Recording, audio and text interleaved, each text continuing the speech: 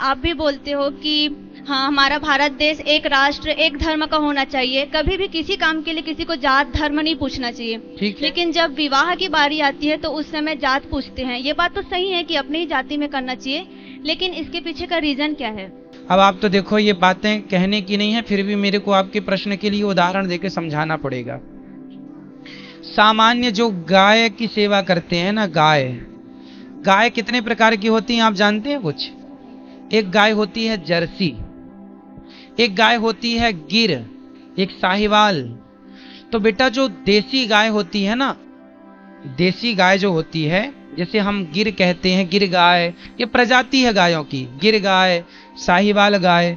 तो जब ये गाय होती है ना, और यदि ये गाय जो गिर गाय है, यदि ये किसी जर्सी नंदी के द्वारा गर्भवती हो जाती है ना, दूसरी नस्ल की नंदी के द्वारा गर्भवती हो जाती है, तो फिर इस गाय के जो बच्चा होता है, फिर वो ना जर्सी होता है ना गिर, वो बीच का, उसे कहते हैं ये मिक्स है।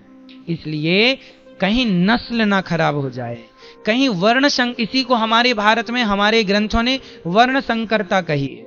यदि ब्राह्मण पिता है और शूद्र माता हो जाए तो उसकी जो संतान होगी वो वर्ण शंकरी कहलाएगी।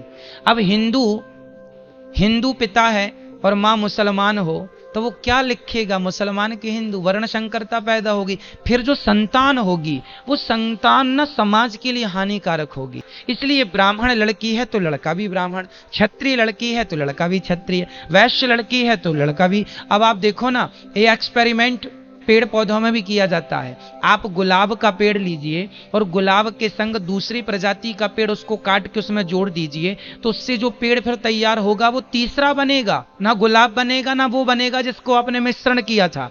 ये पर्यावरण में भी इसका शोध चल रहा है, हाँ या ना? आप तो जानते हैं। हाँ। तो उसमें जो फिर गुलाब होगा वो कौन सा होगा? तीसरी प्रजाति का। तो तीसरी, हम मनुष्य हैं, हम में कहीं विकृतियां ना आ जाए, हमारी समाज में कहीं गलत भावनाएं ना आ जाए। इसलिए हमारी समाज में जो हमारी संतान है वो पावरफुल होनी चाहिए।